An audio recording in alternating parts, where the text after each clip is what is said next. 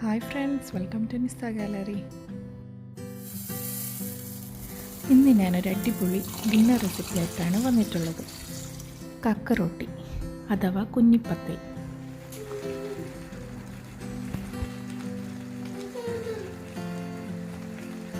അപ്പോൾ ഇത് തയ്യാറാക്കുന്നത് എങ്ങനെയാണ് നമുക്ക് നോക്കാം. ഇതിനു വേണ്ടി ഞാനിവിടെ 2 ഗ്ലാസ് പുഴുങ്ങലരിയാണ് എടുത്തിട്ടുള്ളത്. അത് നമുക്കൊന്ന് നല്ലപോലെ ചൂടുവെള്ളത്തിൽ കുതിർത്തിയെടുക്കണം.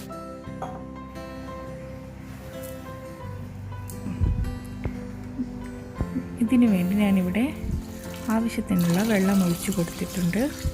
ഇതൊന്ന് ജസ്റ്റ് തിളപ്പിക്കാൻ വേണ്ടി വെക്കാം. ചെറുതായി തിളച്ച് വന്നിട്ടുണ്ട്. നമുക്ക് ഫ്ലെയിം ഓഫ് ചെയ്യാം. നിങ്ങൾക്ക് അരിയിലേക്ക് ഡയറക്റ്റ് തിളച്ച വെള്ളം ഒഴിച്ചു കൊടുത്താലും മതി. പക്ഷെ ഞാനിതുപോലെയാണ് ചെയ്യാറുള്ളത്. അതൊരു 4-5 മണിക്കൂർ കുതിർത്തി വെക്കാം.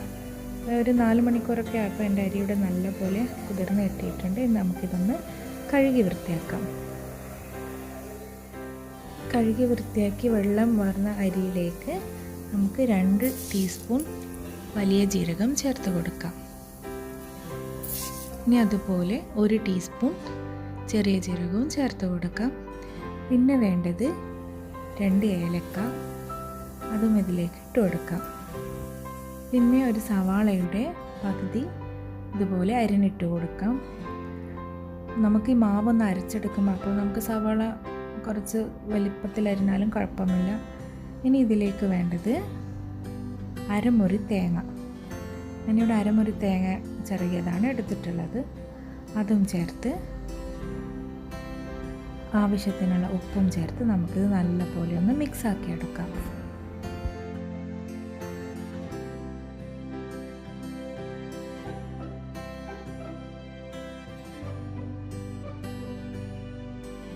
നമുക്കിതൊന്ന് ഗ്രൈൻഡ് ചെയ്തെടുക്കാം. ഇതിനു വേണ്ടി മിക്സിയുടെ ജാറിലേക്ക് കുറച്ച് അരി ഇട്ട് കൊടുക്കാം.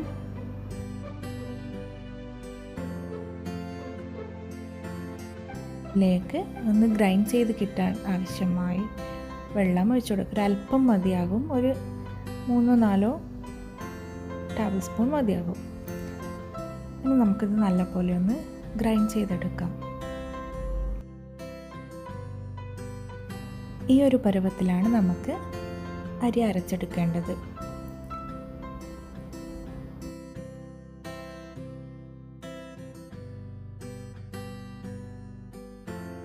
ഇനി ഇതുപോലെ നമുക്ക് ബാക്കിയുള്ള അരിയും ഒന്ന് അരച്ചെടുക്കാം.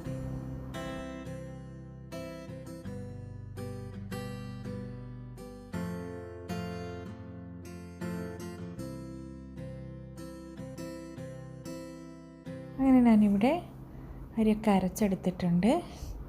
ഇനി ഇതൊന്ന് മിക്സാക്കി എടുക്കാം. ഇത് കുറച്ച് ലൂസ് കൺസിസ്റ്റൻസി ആയിട്ടാണ് ഉള്ളത്. അപ്പോൾ ഇതിലേക്ക് നമുക്ക് ഒരല്പം അരിപ്പൊടി ചേർത്ത് കൊടുക്കാം.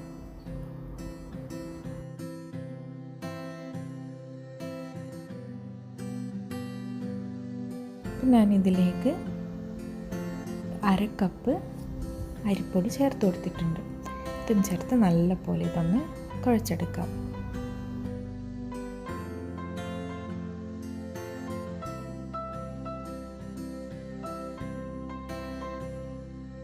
അങ്ങനെ നമ്മുടെ കക്കറോട്ടി അരിമാവ് ഇവിടെ റെഡി ആയിട്ടുണ്ട്. ഇനി നമുക്ക് കക്കറോട്ടി ഉരുട്ടിയെടുക്കാം. ആവശ്യമില്ലാണ് കക്കറോട്ടി തയ്യാറാക്കുന്നത്. ഇതിനു വേണ്ടി ഒരു തട്ടെടുത്തിട്ട് ഇതിലേക്ക് നമുക്ക് കക്കറോട്ടി ഉരുട്ടിയിടാം.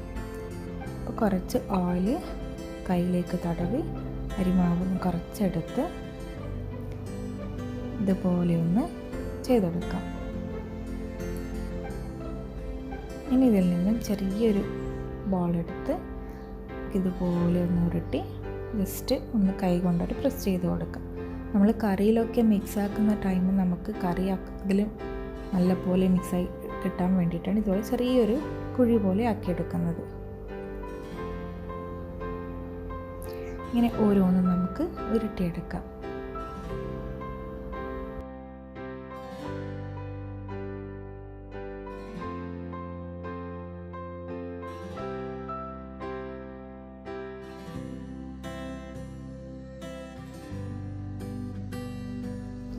ഈ ഒരു പരുവത്തിലാണ് നമ്മുടെ കക്കറോട്ടി ഉണ്ടാവുക. അപ്പോൾ നമുക്ക് ബാക്കിയുള്ളതൊക്കെ വേഗം തന്നെ ഉരുട്ടിയെടുക്കാം.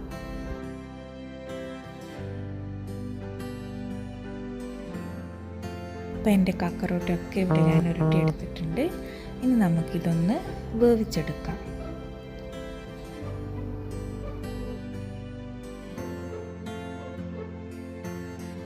കക്കറോട്ടി ഉരുട്ടുന്നതിൻ്റെ ഇടയിൽ തന്നെ ഞാൻ കക്കറോട്ടി വേവിച്ചെടുക്കാൻ വേണ്ടിയിട്ടുള്ള ആവശ്യമെങ്കിൽ വെള്ളം തിളപ്പിക്കാൻ വെച്ചിട്ടുണ്ടായിരുന്നു. വെള്ളം നല്ലപോലെ തിളച്ച് വന്നിട്ടുണ്ട്. അതിലേക്ക് കക്കറോട്ടി ഇറക്കി വെച്ച് അടച്ച് വെച്ച് ഒരു മീഡിയം ഫ്ലെയിമിൽ 20-25 മിനിറ്റ് വരെ നമുക്ക് വേവിച്ചെടുക്കാം.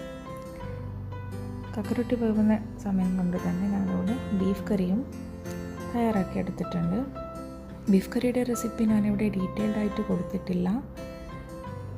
ജസ്റ്റ് അത് തിളച്ച് കഴിഞ്ഞതിന് ശേഷം ഉള്ളത് മാത്രമേ കാണിക്കുന്നുള്ളൂ. അപ്പോൾ എൻ്റെ ബീഫ് കറി ഇവിടെ നല്ലപോലെ കുക്കായി വന്നിട്ടുണ്ട്.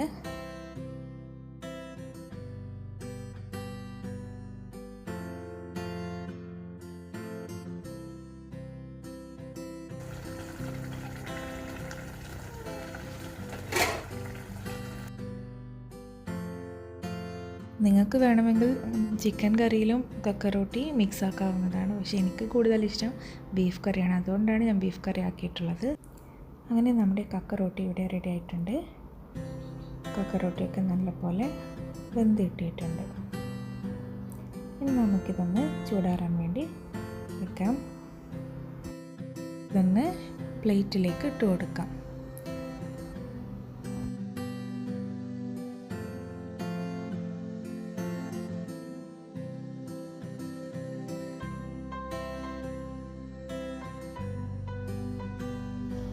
ഇനി നമുക്ക് നമ്മുടെ കക്കറോട്ടിയും ബീഫ് കറിയും മിക്സാക്കി എടുക്കാം. ഇതിന് വേണ്ടി ഒരു സവാളയുടെ പകുതി നമുക്ക് കനം കുറച്ച് നീളത്തിൽ അരിഞ്ഞു കൊടുക്കാം.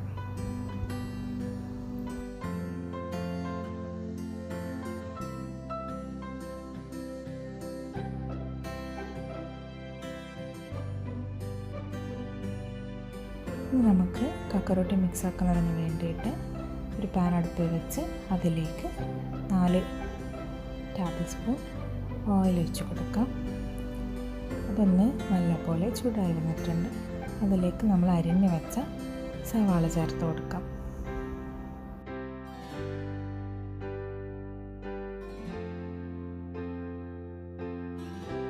അതൊന്ന് നല്ലപോലെ നമുക്കൊന്ന് വഴറ്റിയെടുക്കാം. അപ്പോൾ സവാള ഇവിടെ ലൈറ്റ് ഗോൾഡൻ ബ്രൗൺ കളറായി വന്നിട്ടുണ്ട്. ഇനി ഇതിലേക്ക് നമുക്ക് കുറച്ച് കറിവേപ്പില ചേർത്ത് കൊടുക്കാം.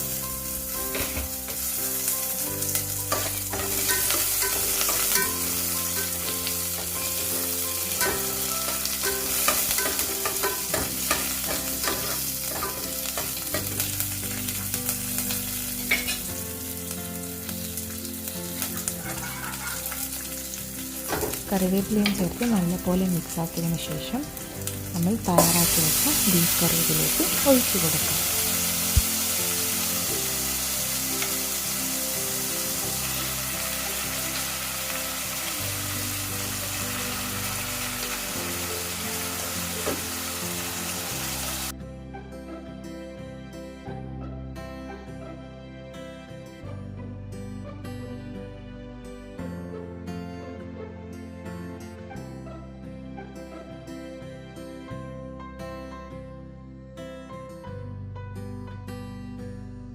ബീഫ് കറിയും ചേർത്ത് നല്ലപോലെ മിക്സാക്കിയതിന് ശേഷം നമുക്കിതൊന്ന് തിളപ്പിച്ചെടുക്കാം.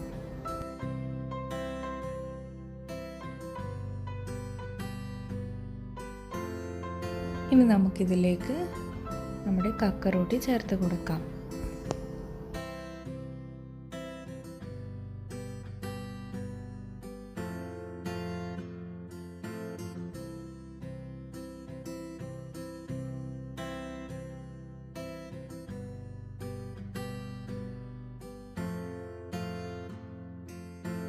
ഇനി ഇത് നല്ലപോലെ ഒന്ന് മിക്സാക്കി എടുക്കാം.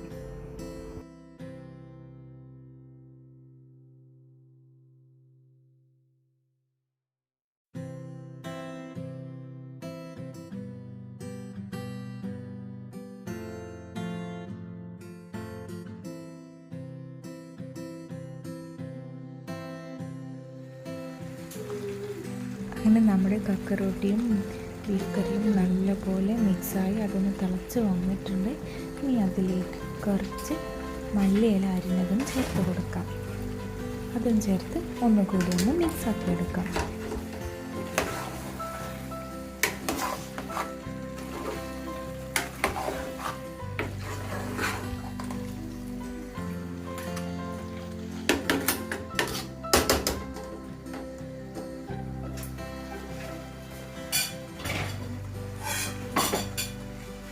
കക്കറോട്ടി ഇവിടെ റെഡി ആയിട്ടുണ്ട്. ഇനി നമുക്ക് ഫ്ലെയിം ഓഫ് ചെയ്ത് ചൂടോട് കൂടെ തന്നെ സെർവിങ് ബൗളിലേക്ക് മാറ്റാം.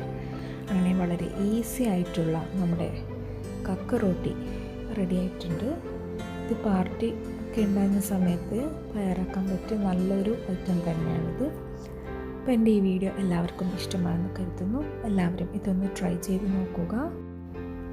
നിങ്ങളുടെ അഭിപ്രായങ്ങളൊക്കെ കമൻറ്റ് ബോക്സിലൂടെ അറിയിക്കുക. ആദ്യമായിട്ടാണ് ഞങ്ങളുടെ ചാനൽ കാണുന്നതെങ്കിൽ സബ്സ്ക്രൈബ് ചെയ്യുക. പുതിയ വീഡിയോയുമായി വീണ്ടും കാണാം. Thank you for watching.